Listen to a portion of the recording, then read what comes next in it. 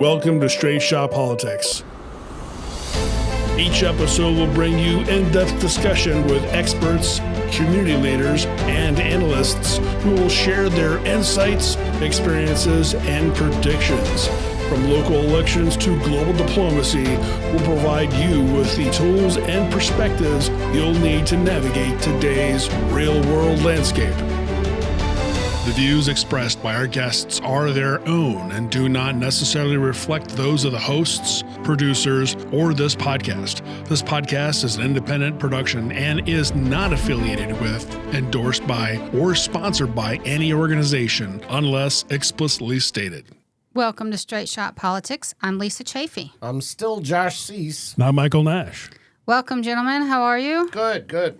So a lot's been going on here in Ohio in the political world, especially at the State House. And joining us on the phone is State Senator Andrew Brenner. Sir, how are you? I'm doing quite splendid. Thank you for asking, Lisa. Well, we appreciate you taking the time to join us. Absolutely, we have a couple of things I'm excited to talk to you about. You made a wonderful post the other day after Governor DeWine vetoed House Bill 472, which, for those of you who don't know, this would require voters who vote by mail to have to provide a copy of their ID. So share with us why you made that post and what are your thoughts about this? Well, I just to let you know, of course, we did put and pass the constitutional amendment resolution, which will be on the November ballot. To require photo ID in most cases. So that's pretty much what the bill is about, is also trying to fill that gap. And the gap is dealing with the fact that absentee ballots are not included in the constitutional amendment. And I feel like the governor, he says, and he said before, I'm not going to sign any more bills on this. When he signed my Senate Bill 293 about 6 months ago, requiring absentee ballots to be in by Election Day. In fact, the U.S. Supreme Court today just ruled that states can, in fact, allow absentee ballots to come after Election Day. I just think that's bad policy. It's bad policy for several reasons. Number one, it makes somebody think that they can wait to the last minute to send in their absentee. It invites the potential for voter fraud with, stuffing ballot boxes via the mail. And I think, and so if they feel like there's some result that's not going the way they want, suddenly there's a bunch more absentees that come in from people who may be dead, may not even be citizens. And that's why we passed that bill. And that's why the other bill is very important. I think that they should be in, and you should have a photo ID when you're putting a request in. And we made it easy. Anybody can go pretty much to any governmental entity now and get a free copy of it. If you need a copy of your birth certificate, you need a copy of whatever, it's now all free if it's going to be used for voting.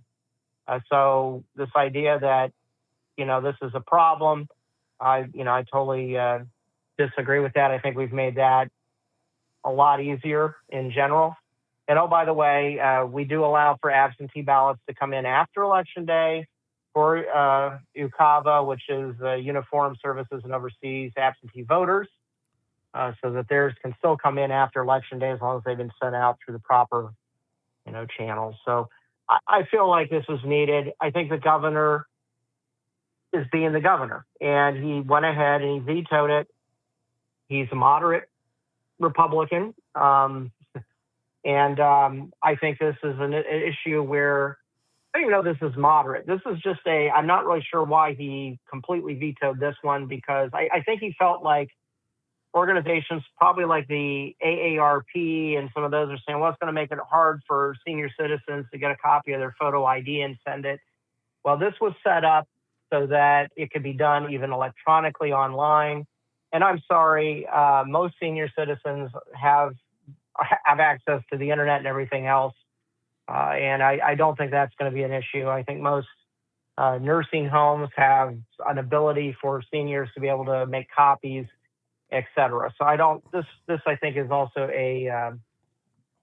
it's a red herring coming from the left because they want to keep those lines open So it's easier to, if they feel like they need some more votes, they can do it. And I think the progressives, I wouldn't put it past them to do that.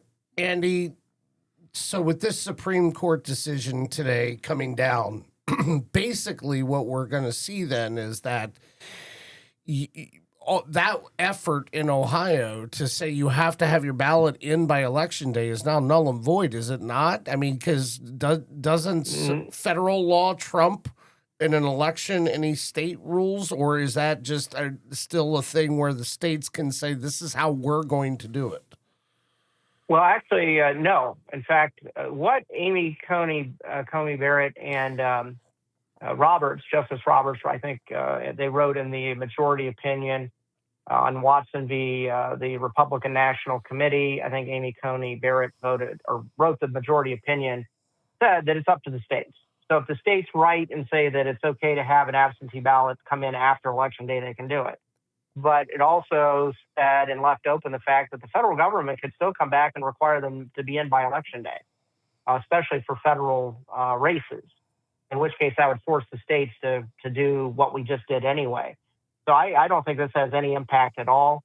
I think that we will proceed to have absentee ballots come in by Election Day, and that'll stand. In fact, that's based on what the court opinion even said today in the majority opinion. So I think that if organizations like the ACLU and others were to complain that, we need to now sue on this, they've already been kind of told by the justices where they would end up. So I don't see that happening. It basically was a carte blanche to say, states, you can do what you want.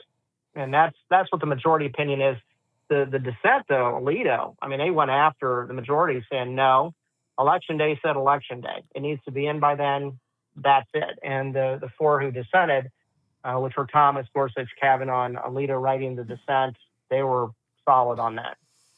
And mail-in voting, for me, it opens a lot of potential for fraud. What if your mail carrier knows, you got a Trump flag in front of your house and it sees your absentee ballot? Oops, I'm sorry, that's not going to make it into the mail today. Go ahead, Lise. Well, aside from that, our mail sucks. Yeah. Anyway, it's been almost 2 years ago now. A friend in New Albany mailed me a check, and I've yet to receive it. I live in Hilliard. Stole it and tried to probably wash it. So that never happened. Never happened. It just didn't exist. Too many times, stuff gets lost at the mail. Yes. And I think anybody who really values their vote and recognizes how important their vote is should not put it in the mail. I'm sorry. I think you're taking a big risk. I vote in person. I refuse to trust the mail to my vote, to my constitutional right that too many men and women far better than me died for. Now, as far as the nursing homes go, a lot of people don't know this, but the Board of Elections has a program where they will send a Democrat and a Republican together into the nursing home to help those people cast their votes there. And then correct me if I'm wrong, Senator. Well, there's political groups can do that. I think that I'm not sure if we've got that in Ohio Revised Code. I think that would be up to local boards of elections that are bipartisan doing that. And I don't have a problem with somebody doing that. One of the things that I've had concern with, though, that I may not have mentioned is that the United States Postal Service no longer guarantees same-day postmarks. Yep. So if you drop a bunch of mail in, that's another problem. Mm-hmm. That could really lead to some issues, especially if somebody is trying to get legitimate votes in and they don't postmark it, and it's postmarked, after Election Day, even though they may have been in on a Saturday even or a Monday. That would have been an issue. That's another reason why the absentees need to be in by Election Day. That way people know, hey, get your absentee ballot in. You can't wait till the last second, mail it in as soon as you get it. Well, and the other thing is, I think that's appropriate. The other thing is, it's so patronizing when, the left, when the left is always constantly bringing up, well, you're going to disenfranchise people. This is Jim Crow 2.0 and all the rhetoric nonsense. doesn't that infantilize people? Like, oh, you poured a little, like you're patronizing them. You're treating them as though they're, impotent children that have no ability to function as adults in the real world. It's to me that's a bigger insult than saying we really want you to prove who you are when you vote on election day. I think you're right. I mean, I agree with you, Josh. I think they seem to talk down. Actually, I think the left are the ones, the progressives and socialists are the ones that believe there should be a person that's allegedly smarter than everybody else to make the decisions for everybody. And this is their mindset. Yes. And this is what comes into play with all the legislation that they produce and when they block stuff. Getting back to, this House bill that we passed and Governor DeWine vetoed, House Bill 472. We put in there. So I'm just going to take directly from this. It requires the Secretary of State to establish and maintain a secure online portal through which an elector may apply for an absentee voter's ballots. And they can use their photo ID online directly to the Secretary of State or the local board to show that that's their photo ID. So you can prove that you've requested one right from your own desktop or even your phone and send it that way. And, so you don't even need to make a copy. All you have to do is send them an electronic copy through their online protected portal. So again, there's no cost to doing that to the voter. But even if you have to go make copies, we eliminate the fees for copies for birth certificates, certified records of name change, certified abstracts of marriage, certifications of divorce, annulment, or dissolution of marriage, or even individuals experiencing homelessness. It eliminates fees for ID cards to individuals under the age of 17 experiencing homelessness. It eliminates fees for duplication or reprint of identification cards for individuals 17 or older who are experiencing homelessness. So we're even helping the people who are homeless make sure that they've got access to a photo ID, which they may not have had before, which will be free that they can then use to go vote. So I think, if anything, this is improving the election system, but it's also giving more people access to vote if they wanted to. And so I just feel, and then we put in requirements that, the stuff be properly destroyed once, the photo ID's in, because we don't want them collected in some sort of database or, stolen. So there's some requirements in there, but I think that bill is a solid bill. The fact that the governor vetoed it, again, I felt like there was a lot of thought put into it. This wasn't something that just came up, by the way, and I know the left kept saying that, oh, well, we just did this. No, we've been working on these things for months, knowing that we were going to probably vote them out at around this time, which was just a couple weeks ago, and sent it to the governor, and then he, of course, turned around and vetoed it. But so that leaves the big question: will we see override. A veto override? That is a good question. I don't know the answer to that. We do have till the end of the General Assembly, so the end of December 31st, to override the governor. Because it's a House bill, it has to originate, the veto override has to originate in the Ohio House. So it's going to be up to the House of Representatives to do that. This bill wasn't going to take effect until the next November election, so 27, not even in 26. So we have time to do it. They have time to get the votes put together. I know the Senate has, if needed, session days in September and October. I think the House does as well. So they could theoretically come back, vote to override the governor, at least make that pass, or even wait until after the November election to do it. But I think there's a lot that can happen. If they do it in the House, I believe there's the votes to override in the Senate. So I think there's the big question will be if they can get enough votes in the House to do that. Very good. So when he vetoed that bill, he actually signed Senate Bill 19. Tell us about that. Well, thank you. Yes. So we actually had a bill that I've been working on for quite a while, probably a couple years, and worked with, it passed the House or the Senate unanimously. Senate Bill 19 is a bill to require the remediation of all students in the state of Ohio. It was a stronger bill in the Senate when we left. They made some changes, watered it down a little bit, but they also added a couple other things that were good.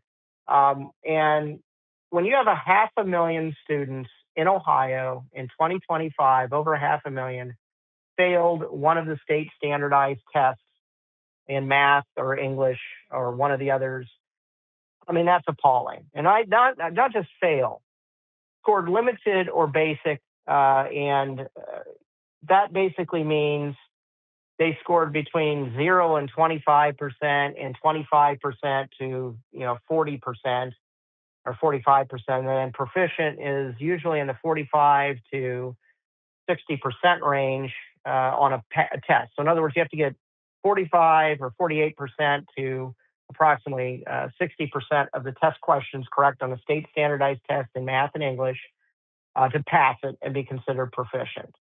To score limited and basic basically means you put your name on the test, turned it in, and you got basically nothing for it. And I'm requiring that they remediate those kids, get them caught up, put them on math improvement plans, look at the curriculum, make sure that in fact they're using curriculum that makes sense. We put together some processes that the state is now going to start reviewing this because honestly, there's been little to no oversight. Local school boards don't know what they're doing. It's whatever the local teachers union or whatever organization happens to come in pushing whatever product they want, and they'll go with it. So it really, I think, helps get kids caught up. And that's really the objective that I had and I've been pushing for quite a while. And there's a few other things we put in the bill that I think were good. Patriotic youth organizations requires the school district that they request a certain federally recognized youth organizations to permit a representative of that organization to come in, to talk to 10 minutes or something like scouting or other things like that can come in. We help out with the autism scholarship program for children who have been diagnosed with autism by a physician, enrolled in a chartered or charter non-public school or home educated. A student older than compulsory age and less than 22 can now receive some additional help in the diploma. Math teacher proficiency and professional development. We actually require that the math teachers are qualified to teach math. Requires the department to develop professional development courses focusing in on foundational knowledge of math and integrates life skills and other things to help. What we need to do is we need to move so the kids can understand that math actually means something in the real world, and so we're doing that. We do things for career technical education for home educated students, permits home educated students to participate in career tech education programs. We weren't allowing that to happen before. So if the home educated student wanted to go take welding or something, they couldn't do it. So we've made some adjustments there so that it doesn't, hurt the school either for enrollment purposes, but also helps them out. And then we had some issues with the Hillsdale College curriculum. They have an integrated system where basically phonics, the science of reading is already included, but the way they teach it, they include it in all subject matter. And so the Department of Education and Workforce couldn't come up with a way to measure that, so they rejected it and said that you can no longer teach it in the next school year. And we're like, wait a minute. So we're giving them another year or so to get that remedied. And so they'll still be able to have the Hillsdale College, K-12 literacy programs used in our local charter schools and whatever school wants to use them. So those are some things. We did some things with the innovative education programs for STEM. I mean, it was a comprehensive education bill is what it turned out to be. So there was several of those things I just mentioned were added. I've been working with Sarah Fowler Arthur, who's the chair of the House Education Committee on this for months, and came up with, I think, a good compromise. Hey, Andrew, this governor's race is, I think all indications are that this thing is a dead heat right now. I think this is it's a coin flip race. Yeah, people are going, well, Trump won by, 12 points the last election here in Ohio. Why is this race so tight? And I think the problem is there's an enthusiasm gap. I think a lot of people are disappointed in some things that have been going on, whether it's the war in Iran, the price of food has not come down, gas, etc., all those things. What would your message to conservatives here in Ohio be about why it's so important to rally around Vivek? Because I don't think people are really prepared for what a nightmare, a dystopian liberal hellhole Amy Acton would have planned for this place. And then if you get Allison Russo to become Secretary of State and run our elections, Oh, wow, yeah. It's a terrifying prospect, isn't it? Absolutely. Actually, it's a terrifying prospect if those two take over. If she's running, if Russo is the Secretary of State, anything that we pass, it's up to her to enforce it. Well, she won't enforce a lot of the stuff that we put into place the same way that a Republican would. So I think it's very important that we win the Secretary of State's race. If we don't, I think we're going to have some severe problems there. And I think that's, one where Rob Sprague, I know a lot of people voted, for Marcel Sturvich. Those people need to come back and vote for Rob, because if they don't, you're going to have Russo running the elections. And then you and I both have talked about Amy Acton. I mean, she was a disaster as getting back to my Senate Bill 19 wouldn't necessarily have been needed had Amy Acton not put together some of the most horribly bad public policy when it dealt with education 5 years ago. I mean, she literally had teachers wear masks, closed schools, did remote learning for all kids, even though, it was just a disaster. It is going to lead to worse economic outcomes for a lot of those kids in the coming years and decades, and she's responsible for it. And then during the middle of this pandemic, because she got upset because we wanted and allowed people to go out and go to fairs uninterrupted out in the sun and fresh air, she was like, oh, this is just too much, and then quits because we weren't following her recommendations. Her recommendations would have been to lock the state down until the economy collapsed, and then you would have had far worse economic outcomes, which would lead to a lot worse health outcomes for most people. And I think people need to understand that. That's the problem. You're right, Josh. The enthusiasm gap is missing. This is why you saw what happened in New York just a week or so ago, where a bunch of socialists swept New York. These aren't Democrats, they're socialists. These people believe in redistribution of wealth. They think capitalism is a failure because they're completely uneducated on basic economics.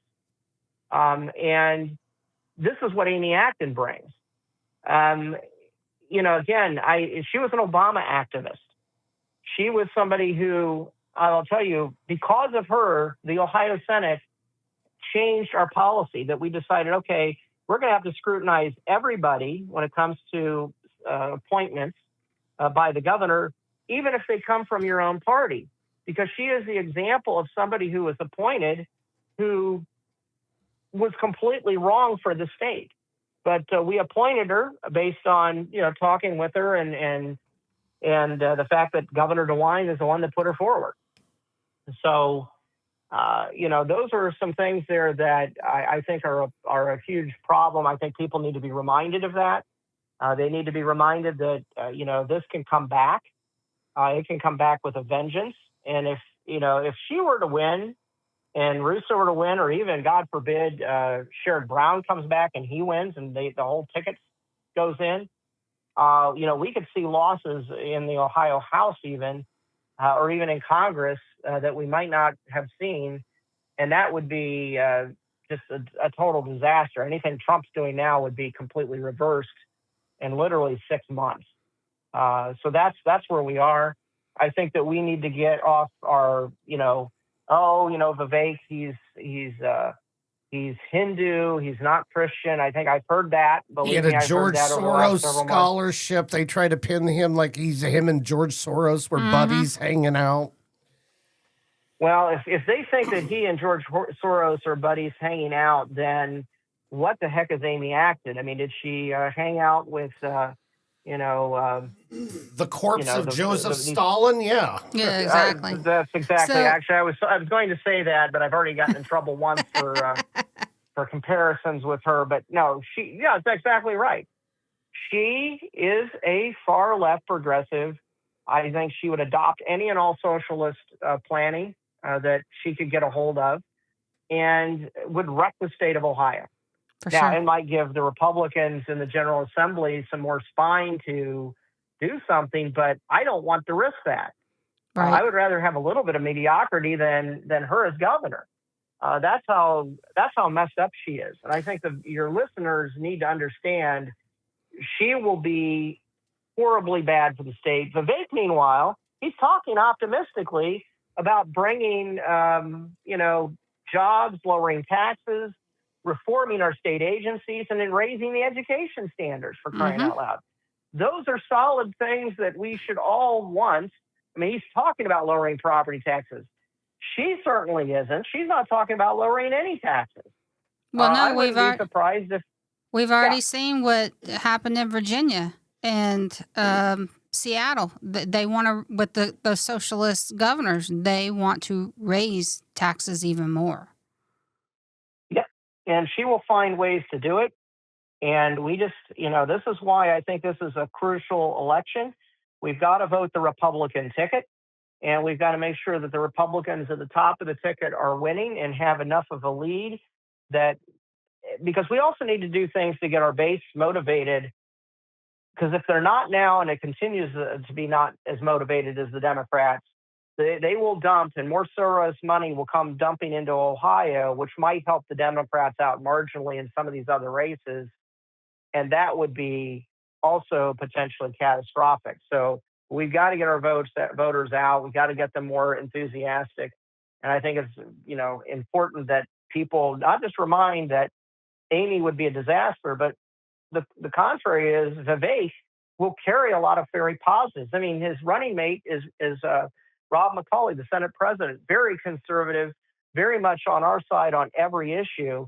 And he's going to be somebody that can help work to get a lot of the policy through, which is going to need to happen, because if you don't do that, we're going to continue to struggle, I think, on a lot of issues. Well, one more thing I wanted to pick your brain on, something interesting that I saw over the weekend.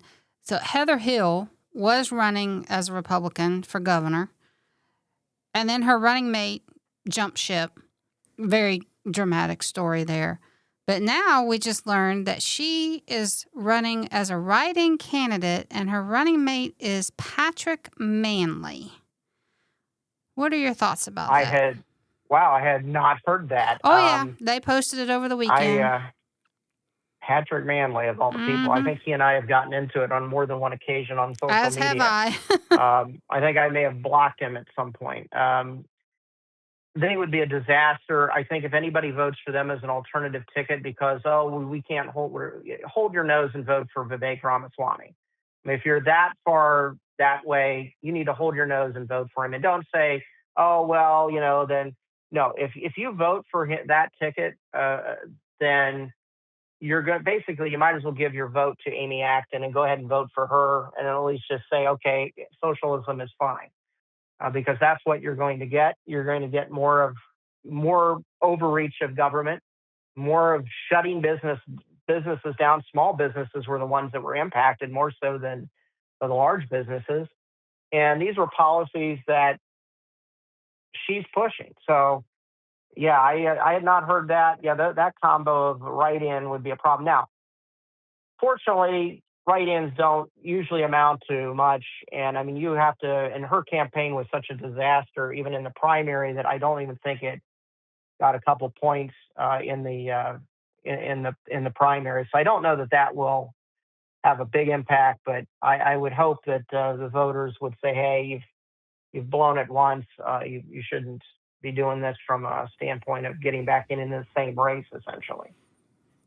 But there's still going to be people that are going to vote for her if she gets a write-in. I mean, essentially, it's just dividing the vote. Well, if they even know to do that. I mean, yeah. All right, so one last thing, Senator, because we're about out of time. So we're about to celebrate the 250th birthday of this great nation.